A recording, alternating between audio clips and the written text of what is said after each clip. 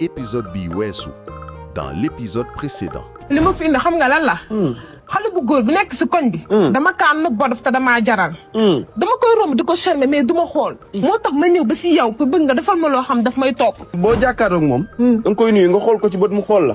nga ne ko cukkuli. cukkali.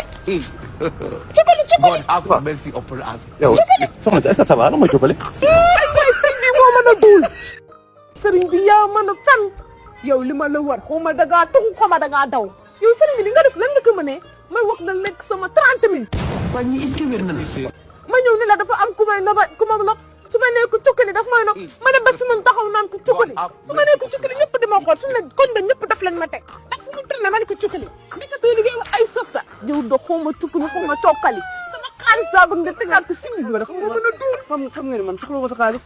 yow nii naa nan nga ko defee nan nga ko defee. dama ne ko cukkali mu naa ma dangaa dox loolu ñoom tey Aujourd'hui, da nga koy xool mu xool la nga ne ko cukkali nga xool ko. mais xoolal na ma ah non non da ngay bàyyi mu xool la nii bu la fixé nii comme ni ma la xoolee nga ko cukkali. boo dee cukkali rek te nag cukkali dina dem jël xolam bi jël ko sa xol boole ko li mu sa xoolul la. aywa maa waaw da koo xoolul.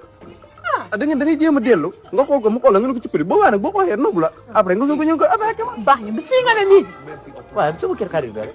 fan nga nekk lii fa nga nekkoon waaw maa ngi baax xool na waaw. dinaa xooloo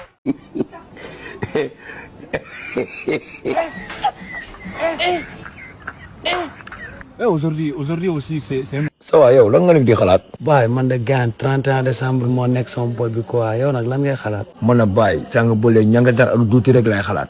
yow dof nga rek yow nit ñi war a xalaat dañuy jàppee suñu wóoy comme daaw nga naan ma ay ñànkatan ak duuti yow wéroo de. waaw ça va yow. 31 décembre ba mois lay tombeel. aujourd'hui. yow sax dof nga yow lu tax sànq ba léegi nga yow ay waxu dof yow yaa gën a xam ne 31 décembre août la.